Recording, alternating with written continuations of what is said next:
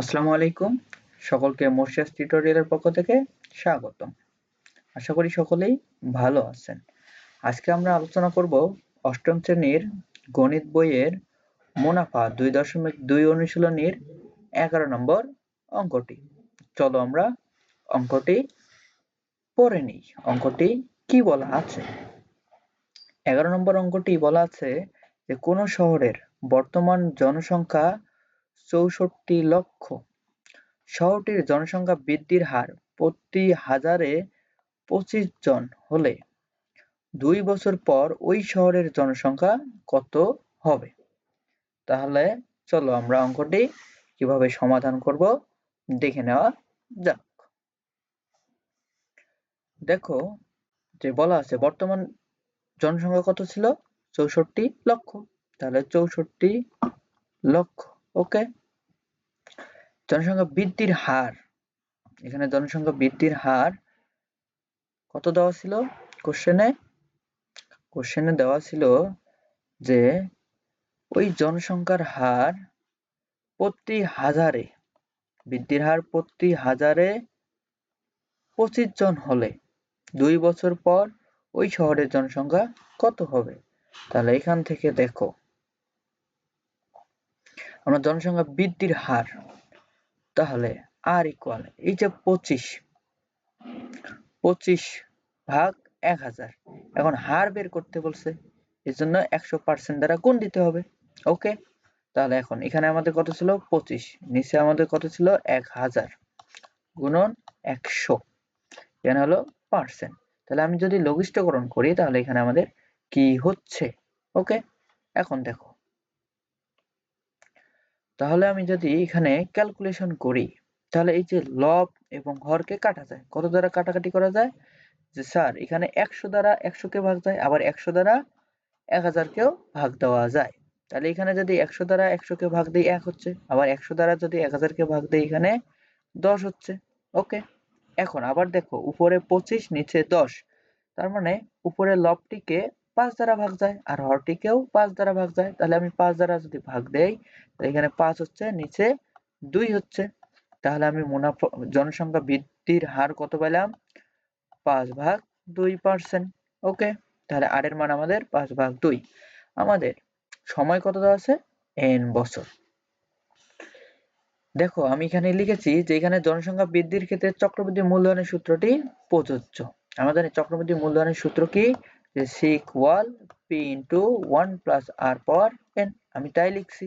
এখানে আমাদের জনসংখ্যা কত ছিল? 64 লক্ষ। তাহলে এই যে জনসংখ্যা ছিল এটা আমাদের হলো p এর মান। ওকে। এই যে p এর মান, এখান থেকে সূত্রের 1 আমি 1 বসাইছি প্লাস r, এখানে দেখো যে r এর মান কত? এখানে হলো r এর মান, এই যে এখানে যে পার্সেন্টেজ আছে, এই যে পার্সেন্টেজ যে এখানে আমি নিলাম, বের করলাম, তাহলে পার্সেন্ট উঠা দিয়ে কি দিতে হয়? পার্সেন্ট উঠা দিয়ে 1/100। তাহলে দেখো এই যে 1/100 দ্বারা আমি কিন্তু গুণ করে দিছি। যদি আমি গুণ করি তাহলে এখানে দেখো যে 5 2 গুণন 100। ওকে। তাহলে আমি যদি এখানে ক্যালকুলেশন করি তাহলে 5 বিষয়ে 100, উপরে আমার কত হচ্ছে? 1/40। ওকে। আর এখানে আমাদের 1 ছিল। এখন যদি আমি এখানে যোগ করি, ভগ্নাংশের যদি আমি যোগ করি তাহলে 1 যোগ 1/40। ওকে। এখন দেখো যদি আমি এটা ক্যালকুলেশন করি তাহলে লসাগু কত হয়? 40। 40 দ্বারা এর হরকে ভাগ দিতে হয়। তাহলে হর হলো 1, 1 দ্বারা ভাগ দিলে 40, 40 এর সাথে এই লব গুণ করতে হয়, গুণ করলে 40 হচ্ছে, এরপরে যোগ দিলাম, এরপরে এই হরের সাথে এই হর ভাগ দিতে হয়, ভাগ করলে 1 হচ্ছে, 1 এর সাথে 1 গুণ করলে 1 হচ্ছে। তাহলে উপরে লবগুলো যোগ করলে 41 হচ্ছে, নিচে 40 হচ্ছে। আমি তাই লিখে দিছি। এখন এটা দ্বারা কি বোঝাচ্ছে? এটা দ্বারা আমাদের কি বোঝাচ্ছে? এটা দ্বারা বোঝায় যে 41/40 গুণন 41/40, এখানে পাওয়ার যত থাকে এই সংখ্যাটি ততবার গুণ বোঝায়। এখন দেখো আমি যদি এখানে ক্যালকুলেশন করি তাহলে আমাদের ছিল হলো 64 লক্ষ।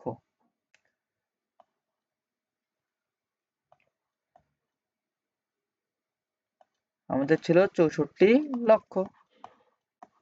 41/40 গুণন 41/40। এখন দেখো, আমি যদি এই যে 0 0 বাদ দিলাম বোঝার সুবিধার্থে, আবার এই 0 বাদ দিলাম, আবার এখানে দেখো এই যে এখানে যে 3টে 0, এই 3টে 0 বাদ দিয়ে আমি ক্যালকুলেশন করব। যদি ক্যালকুলেশন করি তাহলে এখানে কত হচ্ছে? 64।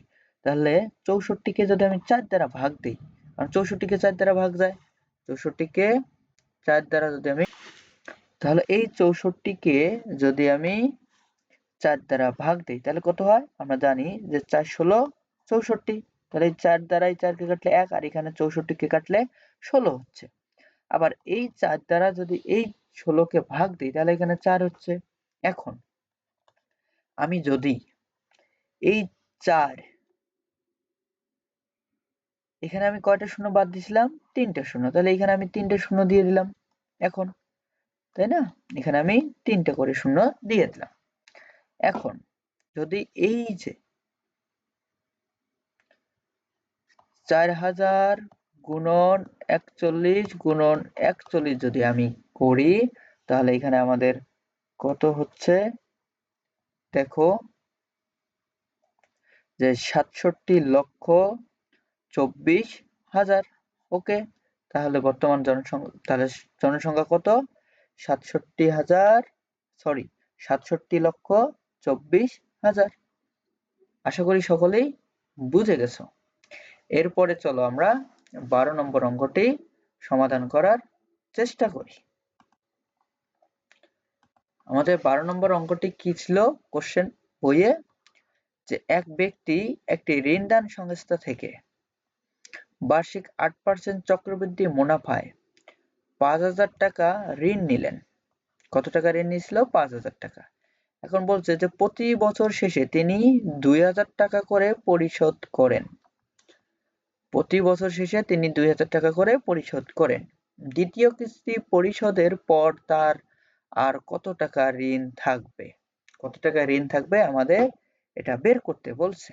তাহলে চলো আমরা দেখি কিভাবে সমাধান করব। ওকে, দেখো আমরা জানি যে চক্রবৃদ্ধি মূলধন কি? C equal P into 1 plus R power n। মূলধন কত ছিল? 5,000 টাকা। মুনাফার হার কত ছিল?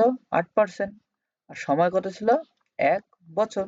তাহলে আমি এখন এই সূত্রের মধ্যে মানগুলো বসাই দিয়েছি। তাহলে এখানে P এর মধ্যে কত বসাবো? 5,000। সূত্রে 1 1 দিলাম। আর আমাদের মুনাফার হার কত ছিল? 8%। এটাকে যদি আমি ভাঙাই তাহলে কত হচ্ছে? 8/100। আমি 8/100 লিখছি। আর এখানে যদি এর সাথে কত ছিল? 1 যোগ 8/100। এখানে যদি আমি ভগ্নাংশ যোগ করি তাহলে 100 যোগ 8 নিচে হয় 100। ওকে, কিভাবে এটা যোগ করতে হয় আমি এর আগের ভিডিওয় বলেছিলাম, এবং এই ভিডিওর 11 নম্বর কোশ্চেনে আমি বলেছি, সবাই ওখানে ভিডিওটা দেখে নিব। এখন দেখো, তাহলে এখানে আমি কত পাচ্ছি? এখানে আমি পাচ্ছি 108/100। তাহলে আমি যদি এখানে ক্যালকুলেশন করি তাহলে দেখো যে এই যে 5,000 গুণন 108/100, এখানে 5,000, এখানে হলো 100। আমি দেখতেছি যে এই যে হরকেও 100 দ্বারা ভাগ যায়, আবার লবকেও 100 দ্বারা ভাগ যায়। হরকে 100 দ্বারা ভাগ দিলে 1 হচ্ছে, আবার লবকে 100 দ্বারা ভাগ দিলে 50 হচ্ছে। আমি যদি এই 108কে 50 দ্বারা গুণ করি তাহলে আমি কত পাচ্ছি? এখানে আমি পাচ্ছি হলো 5,400 টাকা। ওকে, তাহলে আমি কি পেলাম? এটা চক্রবৃদ্ধি মূলধন। এখন বলছে যে এক বছরান্তে ঋণ গ্রহীতার স্ববৃদ্ধি মূলধন হবে কত টাকা? 5,400 টাকা। বছর শেষে তিনি কত টাকা ঋণ পরিশোধ করেন? 2,000 টাকা। তাহলে তার আরো কত টাকা থাকতেছে? 3,400 টাকা। ওকে, তাহলে আমি এখানে চক্রবৃদ্ধি মূলধন, এই যে এখান থেকে কত পাইছি? 5,400 টাকা। তিনি ঋণ পরিশোধ করেন 2,000 টাকা, তাহলে তার আরো ঋণ থাকে কত? 3,400 টাকা। ওকে, এরপরে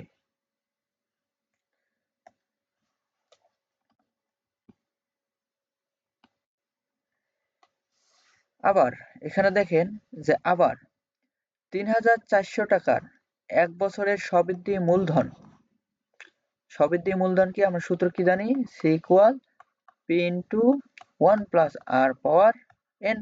এখন এখানে পি এর মান কত, এখানে পি এর মান হলো 3400 আর মুনাফার হার হলো 8%। ওকে, তাহলে এখন দেখো আমি যদি মান বসাই দিই তাহলে কত হচ্ছে, তাহলে এখানে 3400 গুণন 108 ডিভাইডেড 100। আমি যদি এখানে ক্যালকুলেশন করি তাহলে কত হচ্ছে, এই যে 3400 কে 100 দ্বারা ভাগ যায়, ভাগ দিলে এখানে 34 হচ্ছে, আবার এখানে ভাগ দিলে 1 হচ্ছে। আবার এই 34 আর 108 যদি আমি গুণ করি তাহলে গুণফল 3672 টাকা হচ্ছে। ওকে, তাহলে দেখো যে দ্বিতীয় কিস্তি 2000 টাকা, তাই না? আমরা জানি যে দ্বিতীয় কিস্তি কত দিয়েছিল, 2000 টাকা। 2000 টাকা দেওয়ার পর তার কত টাকা ঋণ থাকে, তাহলে আমি দেখলাম যে 3672 টাকা থেকে যদি আমি 2000 টাকা বাদ দিই তাহলে আমি কত পাচ্ছি, এখানে হলো 2 7 0, এখানে হলো 7, 6 থেকে 0 গেলে এখানে 6, 3 এর থেকে 2 গেলে এখানে হলো 1। তাহলে আমার কত টাকা ঋণ থাকতেছে, 1672 টাকা। ওকে, আশা করি সকলেই অঙ্কগুলো বুঝে গেছো। এরকম ভিডিও পেতে আমাদের চ্যানেলটি সাবস্ক্রাইব করে পাশে থাকুন। ধন্যবাদ সকলকে।